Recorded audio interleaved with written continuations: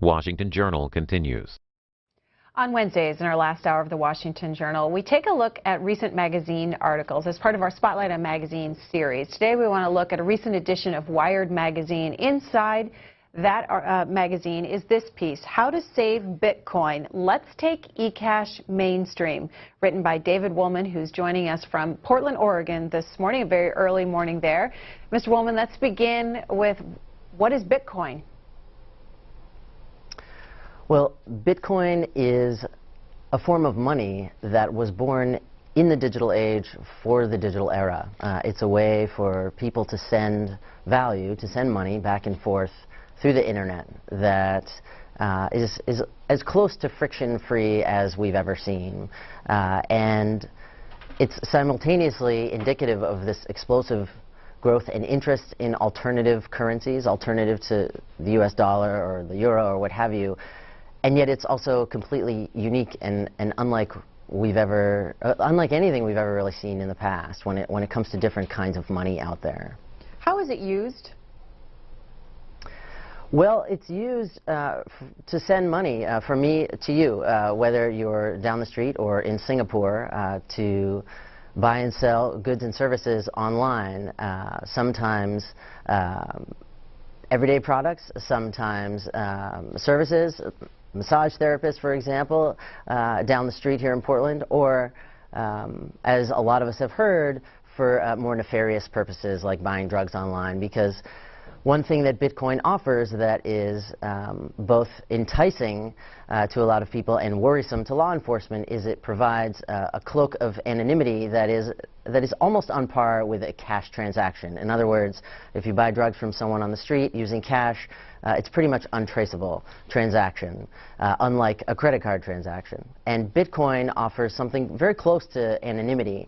And again, that is really attractive to a lot of people, not just necessarily in the quote-unquote dark web, but people who worry about privacy and infringements on their privacy.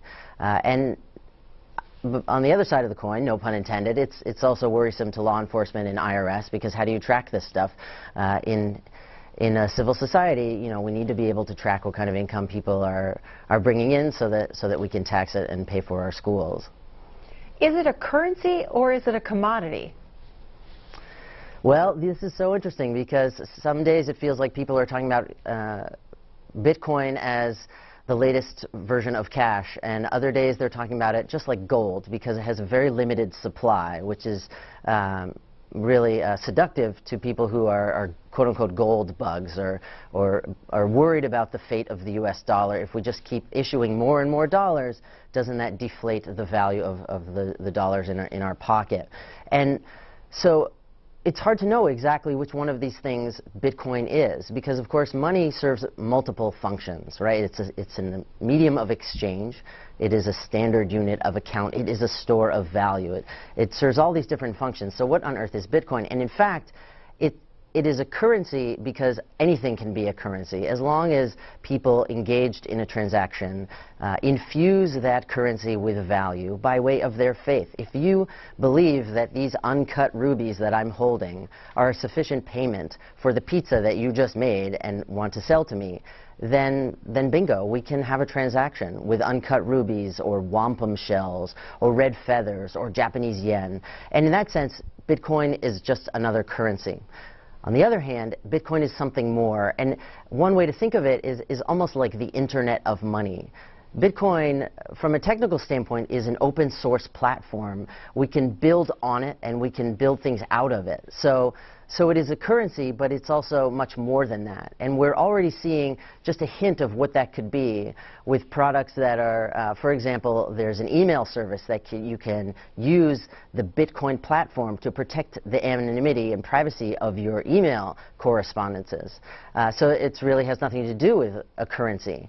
But as we know, the currency is what has kind of caught fire of late, and this is what the hearings were yesterday in Washington and so forth. Right. There's been several hearings up on Capitol Hill this week taking a look at digital currency and what it all means. But David Wolman, I mean, how could it be currency? Isn't a nickel, a dollar a dollar? But then when you look at the fluctuation of Bitcoin and its value, it's ranged from, in May of 2012 to February 2012, the price ranged from $5 per Bitcoin to $20. Then in April 1st to May 1st, 2013, the price ranged from $79 to $237 per Bitcoin. And then you've seen it trade just recently $400 per Bitcoin.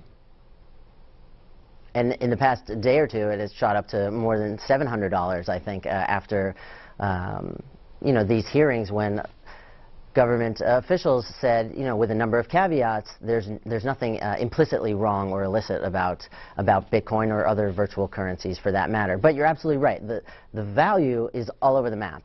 And these price fluctuations, and this is what I tried to cover in the essay you're referring to for Wired, is that the price fluctuations are scary to the everyman. If you don't understand how this technology works, then unless you're filthy rich, frankly, it seems too risky to engage in this kind of speculation.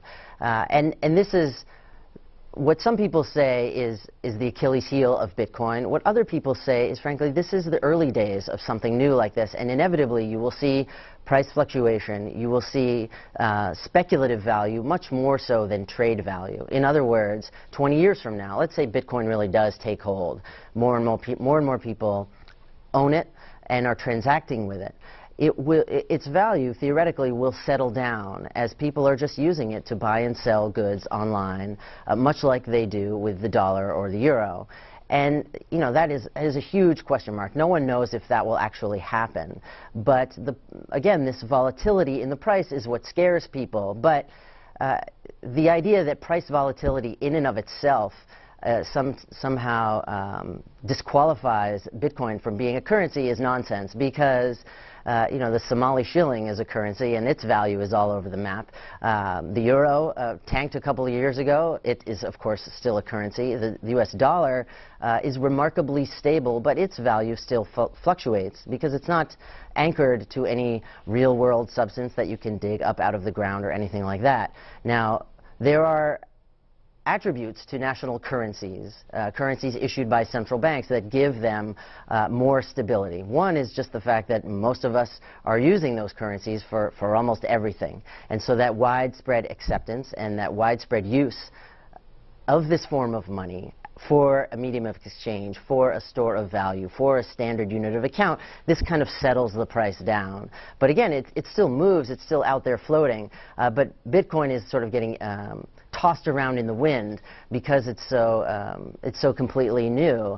And with this recent discussion and recent explosion of interest in Bitcoin, that's when everyone sort of is jumping in the pool, and that's when I think money managers will say to investors, whoa, back off. This looks like a very clear bubble. Well, you say in this piece that you wrote for Wired magazine, it's time to take it mainstream. How do you do that? Well, there are a couple of things that could happen, and the idea in the piece that frankly agitates a lot of super users of Bitcoin is the notion that although Bitcoin's magic and power comes from the fact that it's decentralized, it's not a currency that's issued from on high by a central bank. It's controlled by this network of users and this network of computers that are monitoring and keeping track of all of the transactions. And because it's a mathematically based currency, new Bitcoin are created based on an algorithm, not based on the decision making of a group of individuals sitting around a mahogany table in Washington, D.C. So there's no... And that is enchanting. The federal... Sorry, go ahead. I just want to interrupt because at that point I want to be clear. There's no centralization to this. There's no Federal Reserve. Exactly. There's no central bank. And this is what makes Bitcoin unlike anything we've ever seen before. And this fact is really exciting to a lot of people who, again, are worried about the long-term value of a national currency, a currency controlled by a central bank. It's also attractive, frankly, to a lot of people of a sort of uber-libertarian stripe who are worried about government control, worried about privacy. They want to maybe return to the gold standard. They like the idea of this currency that has value that government can't touch. And indeed, that is a very powerful, if not world-changing idea. Another way to think about that is there's no there to shut down. A lot of people think, okay, well, if Bitcoin becomes too problematic for law enforcement, they can just shut it down. But they can't, because again, it's this distributed network. It would be like shutting down the internet. You could try, and you can nibble around the edges. For example, there are Bitcoin exchanges that help individuals convert, let's say, US dollars into Bitcoin or back and forth. You can shut down an exchange, and indeed some have been shut down because they were involved in criminal endeavors. But you can't shut down Bitcoin. And so this is sort of a magical aspect of this new form of money. Now, how do you take it mainstream? To me, the issue, or really the problem, is this price volatility. Again, because the everyman, like me, when you're not super rich, you don't really want to engage in that kind of risky activity with your money. You're certainly not going to denominate your children's college fund in Bitcoin anytime soon. So how do you make the everyman want to go buy a book online or a piece of software online using Bitcoin? And the idea that really rattled a lot of Bitcoin enthusiasts is that maybe Bitcoin requires a little bit of centralized control. Now, when you just say those words, you infuriate all kinds of Bitcoin enthusiasts, because they think their default mode of thinking is, now you're talking about a central bank. You're talking about a Federal Reserve. You're talking about human beings deciding this stuff, not mathematics. And they think not only is that garbage, but that belies precisely how Bitcoin works. And what I would say in response is, you still need some kind of guardrails, in effect, to keep the currency within a reasonable boundary, so that the value doesn't sink too low or sink too high, that you get this spiraling out of control effect that will just send everyone sort of fleeing for a safer form of money. And in fact, we've seen hints of this already. There is a group behind Bitcoin, in a way, that has stepped in on occasion to make sure that the software is working smoothly, and that Bitcoin transactions are being settled appropriately. And I just don't think it's outlandish to think that that group could establish some kind of limited controls to help, again, provide a kind of guardrail for Bitcoin, so it won't swing too far to the left or too far to the right. And that maybe will make it more reasonable to the everyman. So that's sort of step one. Then step two, of course, is show the everyman this is incredibly valuable to you. It provides a value proposition. For merchants, for example, they have to pay, let's say, 2 or 3 or 4% for every single credit card charge out there. And right away, this is why something like Bitcoin is so attractive to merchants, because now you're talking about a frictionless or nearly frictionless form of money or form of payment transaction. This is so-called P2P, or person-to-person transactions. You're starting to cut out the middleman, the banks, credit card networks, etc., by just getting money from me to you. And this is why a lot of people talk about virtual currencies as really revolutionary, and it's why a lot of the level-headed discussion during the hearings in Washington this week do talk about the potential, the positive potential of something like Bitcoin for the economy as a whole, and for consumers. And we covered those hearings. We covered a couple of them here on C-SPAN. So if our viewers are interested, they should go to our website, cspan.org. The headline in today's Washington Times about yesterday's hearing is Bitcoin Virtual Cash Raises Real Issues, and senators explore the problems, the benefits, as its use increases in this country and around the world. American hero, though, David Wolman, tweets in this. Yes, basically, he's right. Bitcoin is a type of currency. It won't be the only one, will it? No, not at all. And this is, you know, this for me is what's so exciting about the future of money. And I didn't really know it when I started this book project a couple of years ago, looking at the fate, or possibly the dubious fate, of the US dollar, specifically in its cash iteration. So we're not talking about the death of the dollar, we're talking about paper money. And at the time, I thought this would kind of be 2 parts Valentine, 1 part eulogy to these rectangular slips of paper that we all have this unique relationship with. And something both kind of dazzling and dizzying happened when I put the dollar under the microscope, kind of figuratively and literally. And that is that you start to learn about not just where currency comes from and the history of the dollar, but where currency is going and what it could be in the future. And in the digital realm, money could be, and it really already is, taking all kinds of different shapes.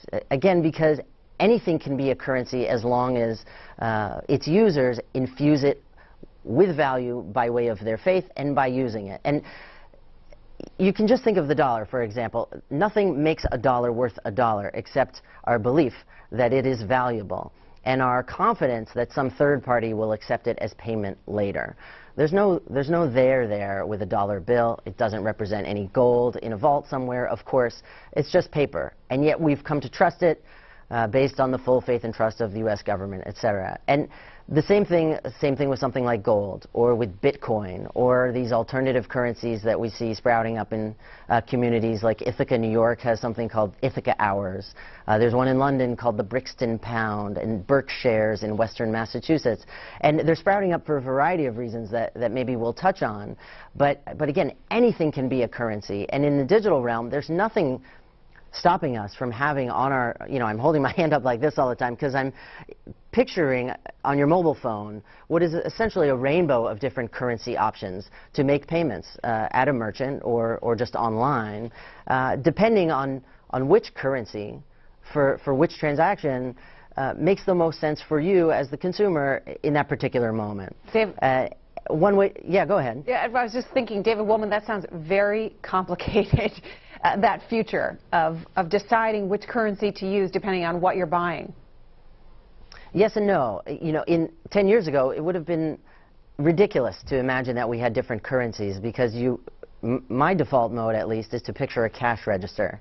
And in it now, you're crazy to think there's going to be yen and euros and yuan and dollars, pesos, etc. You're going to be providing correct change in all these different currencies. How are you even going to be able to convert the proper exchange rate in that time and place? But again, mobile ubiquity in your pocket, you have this computer that can do all those conversions on the fly. And so, again, the idea is to present to people the obvious value proposition. And an example that I like to use, it sounds kind of cutesy on the surface, but it's absolutely legitimate, I think, is something like airline miles or even more so, Disney dollars. Disney dollars is a community currency. You use it at Disneyland with your family when you go there to buy and sell on site. Now, if I'm going to a merchant and I'm going to buy a latte or a computer or a new pair of sneakers, and they say, if you transact using Disney dollars, when you have those Disney dollars in your virtual wallet, when you take your family to Disneyland 4 or 14 months from now, and you use Disney dollars there, you will receive what amounts to a 15% discount on all of your transactions at the Magic Kingdom. Well, for a lot of families that are on the margins financially, I mean, if they've been saving for years and years to go to Disney, for a family of 5, this is a lot of money now in savings. And so it may seem confusing on the surface to have this rainbow of currency options. But again, once people see the value in using currency X or currency Y or currency Z, they will do so. And the fact that airline miles are already so popular and being used by people to buy trips or hotel reservations or rental cars is proof that this kind of thing can fly. And of course, government has no problem with it as long as the airline miles that you are issuing don't look too much like the U.S. dollar in their physical form, and you're not advertising them loudly as a competitor to the U.S. dollar. Okay. All right. Well, David Wolman, I got to get to phone calls here and get our viewers involved in the conversation. David Wolman, writing for Wired Magazine as part of our Spotlight on Magazine series. He's also, if you want to learn more, the author of The End of Money, Counterfeiters, Preachers, Techies, Dreamers, and the Coming Cashless Society. Lisa, go ahead. Danville, Kentucky, independent caller. Yes, as he was stating, I'm going to speak in some formats that are kind of like going with the wind from here to there, but you will see the format that I'm coming to.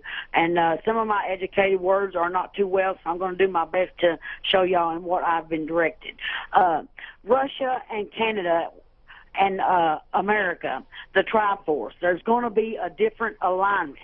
And America, in taking over this world, not over this world, but taking over with the war, there's going to be a new leaflet formed. And out of this new leaflet, you know, this goes back to the ancient Greeks and to the alignment of the pyramids. It's going to form a New Testament that will wipe away some of the certain zones for churches, and some of the churches will end up in time paying their 10% to the federal administration, as well as the elite and the Illuminati and the governing of the stars and bringing in balancers. This will link us into universal links, and also as well as portals in the ocean that will bear more pressuring on the core, which will cause earthquakes and reconstruct the zoning of oils. Okay, Lisa, I'm going to leave it there and move on to a tweet here from one of our viewers. The Rombach Report says, the question for Mr. Woolman is, if Bitcoin is a form of money, are there borrowing and lending interest rates for it yet? That is a great question. I don't actually know if you can borrow in Bitcoin. So my guess is that they don't exist, but I would love to hear from people who know otherwise or have seen out there otherwise. And again, this is indicative of the fact that Bitcoin is so unique. You know, will there ever be sort of banking services that are used for Bitcoin, not just an online wallet to hold on to your Bitcoin for you, but can you get revolving credit, for example, with Bitcoin, or could you ever denominate a mortgage in Bitcoin? So I don't know about the interest rates question, and it remains to be seen if Bitcoin will kind of mature in that fashion and be embraced by the more formal banking sector, or if it will remain kind of the purview of the techie set. Okay, Tom, Clinton, Maryland, Democratic caller. Good morning. Good morning. Can you hear me okay? We can. Go ahead. Yeah, one of the things I fear about the Bitcoin bit is that a lot of Americans don't realize that this shutdown of the American government and our refusal to pay our bills has shaken the core of a lot of countries who feel as that the American dollar is not as substantial or something we can depend on as we had in the past. Americans don't realize that if a German wants to buy oil from Saudi Arabia or somewhere, they have to change the money into American dollars. The American dollar is used as a basis for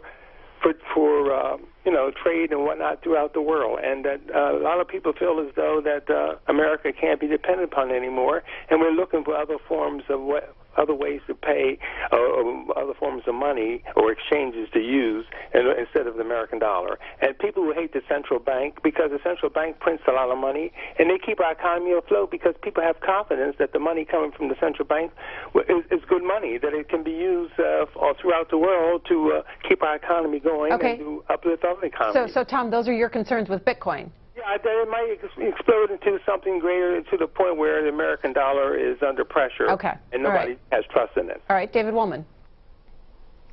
So this is precisely representative of the anxieties that people have about the state of national currencies and of our government that's driving people toward Bitcoin. And you can think of it a lot like digital gold. You know, this is the same mentality that drives people toward storing gold. And you have to think again of this idea, the full faith and trust of the U.S. government. What makes a dollar a dollar? And that is our faith in the so-called issuing institution. So in our case, the Federal Reserve.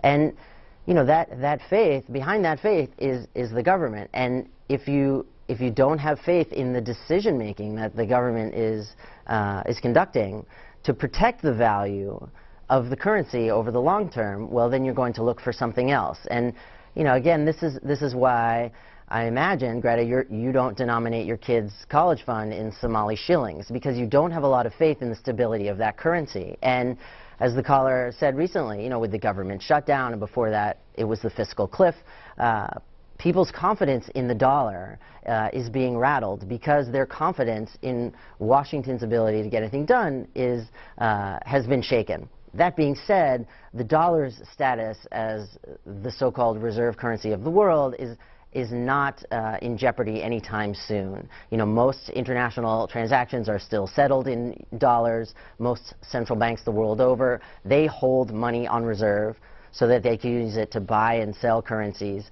to adjust the price of their own currency. You know, they're all holding dollars. And so, you know, one way to think about it, and this is maybe a little bit too much of a Cormac McCarthy thread, is that if you completely lose faith in the U.S. dollar, you might as well go get your blankets and your guns, because all currency values are free floating, but they're all tethered to the U.S. dollar. But the dollar is not tethered to anything. There's no wire connecting it to the ground, to some real world substance that you can dig up out of the ground.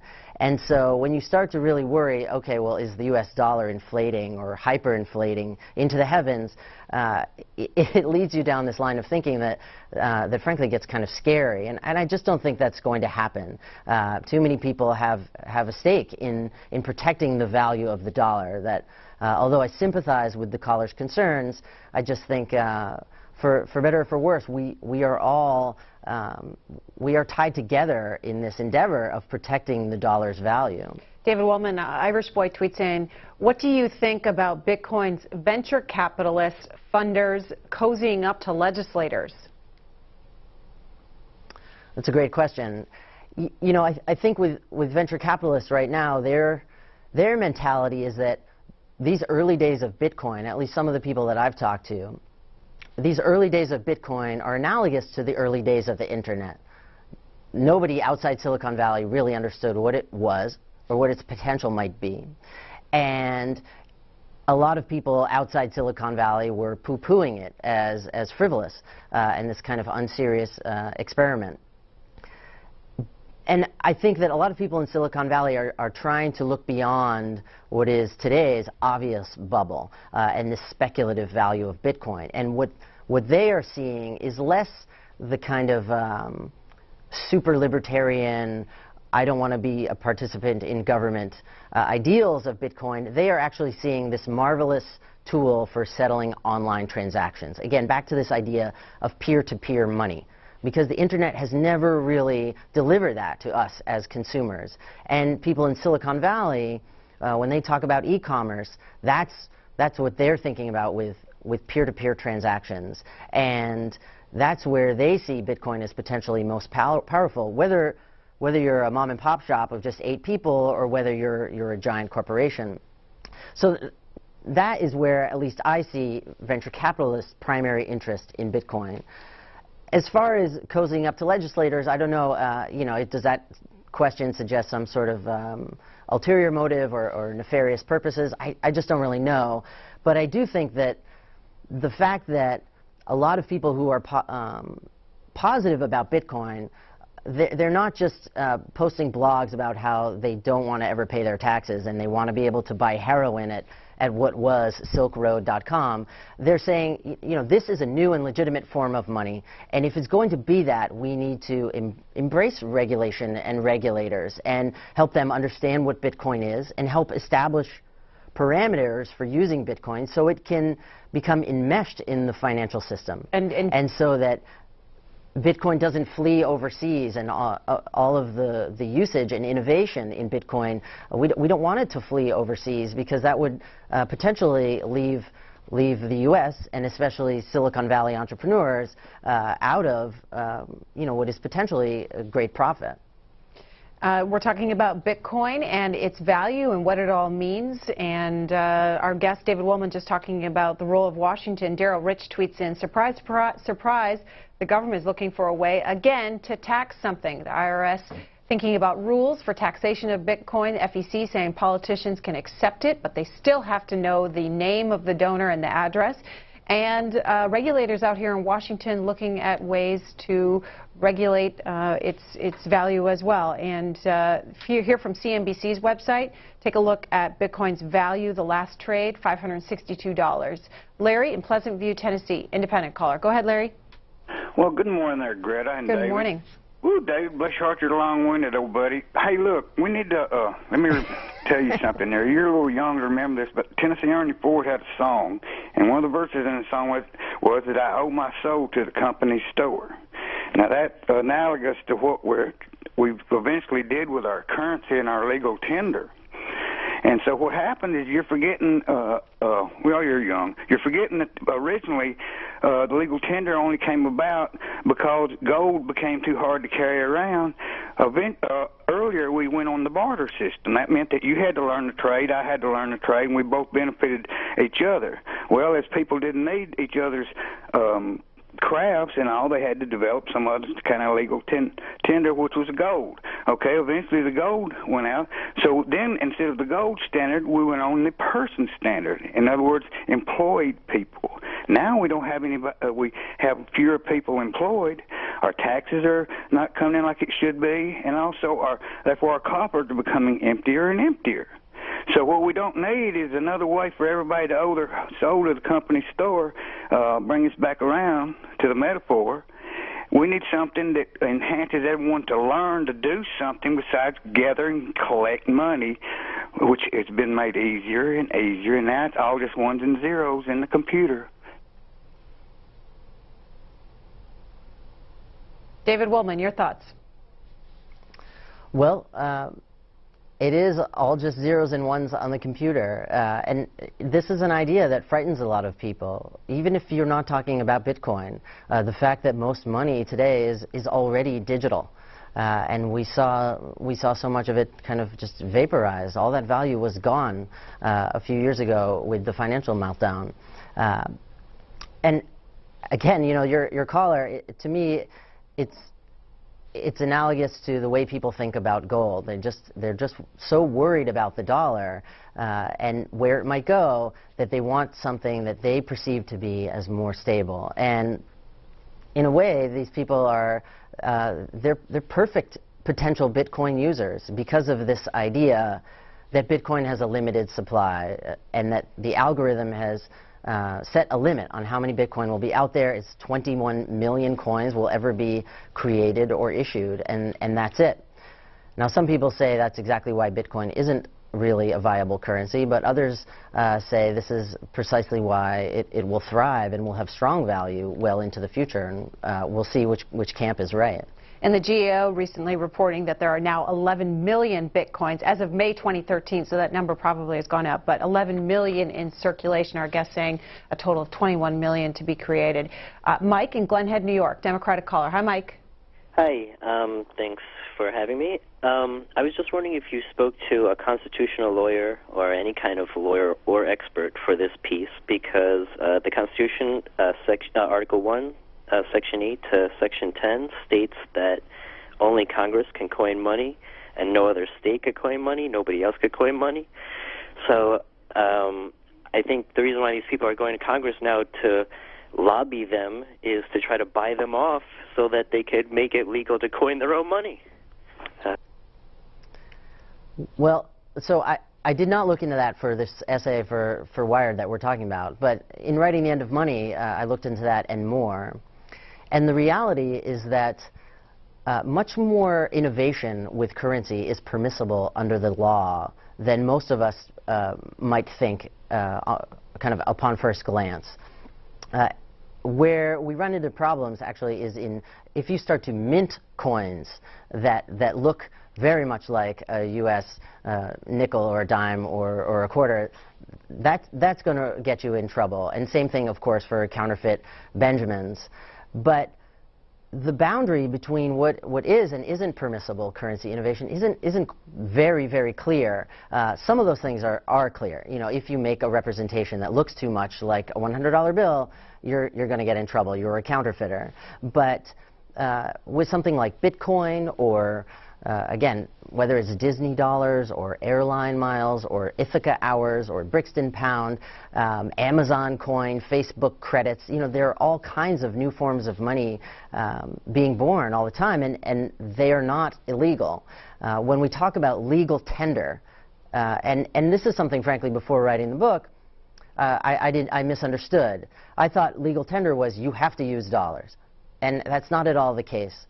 Legal tender only means that if I owe you money and I have a debt that is denominated in dollars, and then we have agreed that that's my debt, then when I come to pay it in dollars, you can't suddenly say to me, no, you have to pay me in uncut rubies or euros or what have you. But it's only for settling debts that we come to this issue of legal tender, but there's nothing stopping me from paying you with wampum shells or airline miles for your goods and services. David Wolman, two questions for you from Twitter. HFin wants to know, how does one participate in Bitcoin? And Mike Marino says, can you explain the difference between Bitcoin and PayPal? I can do my best. So the first one, how can you participate in Bitcoin, assuming that is really the right thing to do? Because as a caveat right now, it does really look like a bubble. So I would hate for people who don't have some extra money lying around to jump in to the frenzy right now. As you were saying earlier, Greta, the price has just shot up in the last few days. But if you do want to participate in Bitcoin, you know, do some reading online first and foremost. And then the best access point is probably one of these exchanges, much like a currency exchange window at an airport, where you're going to change your dollars into euros before a trip to Europe. You go to a currency exchange online and you can change dollars into Bitcoin. You buy some, and then you have them in a virtual wallet, and you can deploy them as you see fit. So that's one.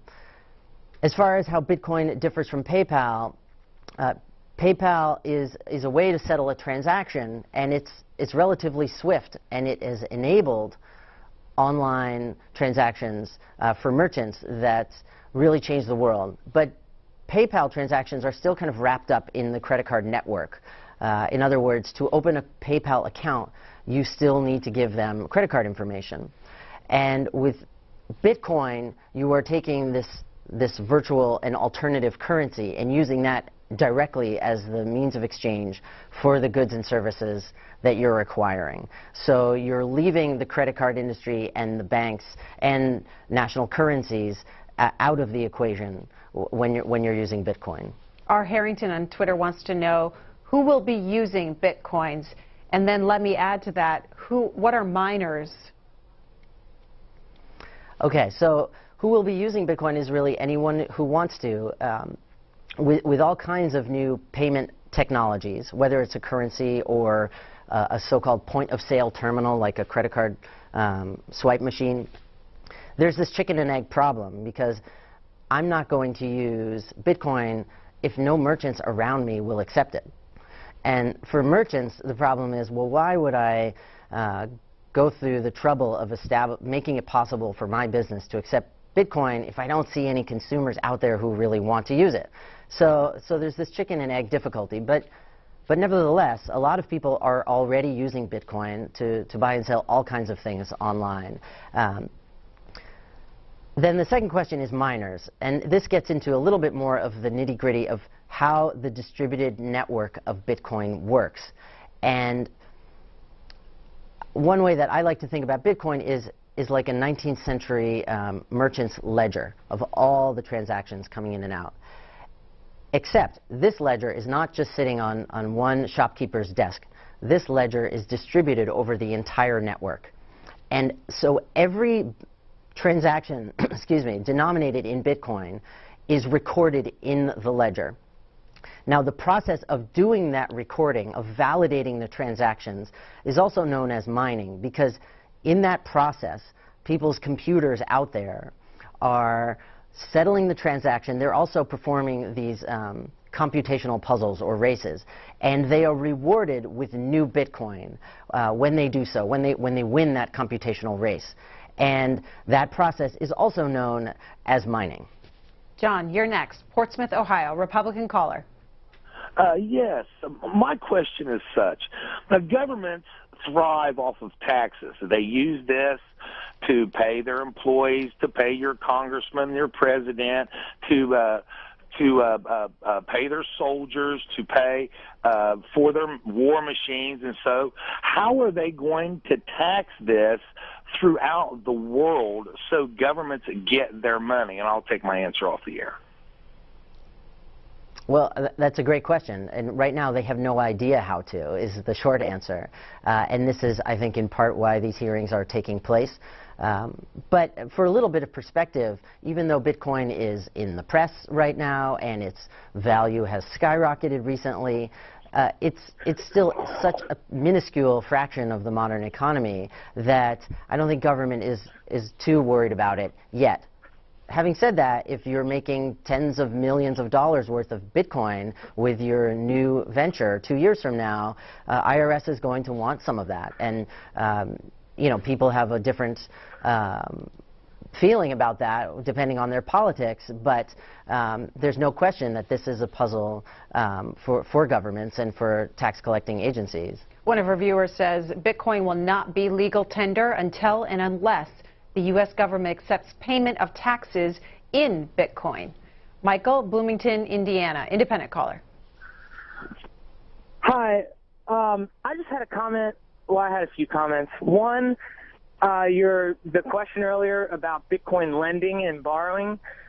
There's already a healthy economy in Bitcoin lending and borrowing. There's several third parties that provide security and escrow services for transactions between peer-to-peer lending. Two, the Bitcoin ledger is secured by cryptography, and that is why it's a cryptocurrency, a cryptographic currency. And whether Bitcoin becomes the currency of the world or not, currencies are heading in this direction of cryptographic security because it is the safest method to date of protecting currencies from double spending or counterfeiting. Some of the exchanges are MCX Now, Mt. Gox. All right, Michael, well, now the average person is getting a little confused. David Wolman, can you explain what Michael was talking about there? Sure. Well, Michael's absolutely right. I mean, this is the way of the world now, and another way to think about it is if Bitcoin fails for whatever reason, there will be, if not already are, 8 or 18 or 38 Bitcoin-like innovations out there that are waiting in the wings to become the next virtual currency of the day. And when he's talking about cryptography, this is really important because I mentioned the ledger earlier that tracks all Bitcoin transactions. But he's also right that the identities involved in the transaction, for the transaction participants, those identities are protected by cryptography. And so this is why Bitcoin is so close to being anonymous medium of exchange, almost as good as cash when it comes to protecting your privacy.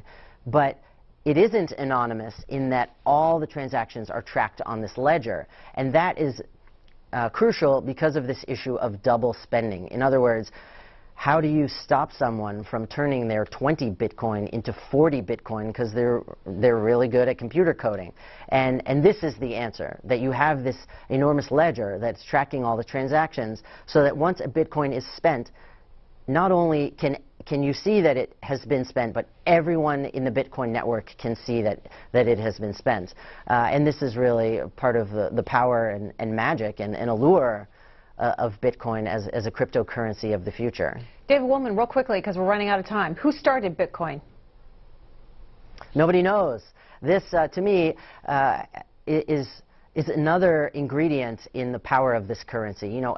A currency needs trust and faith for people to use it and for it to have value. And I actually think Bitcoin's mysterious creation myth is part of the magic of conjuring this value. So Okay. there's a name for this guy or group of guys out there, but no one knows who did it. David Wolman joining us from Portland, Oregon. The name of his book is The End of Money. He wrote in the most recent edition of Wired magazine about taking eCash mainstream. Thank you, sir. My pleasure. Live coverage of the House. They begin their legislative hour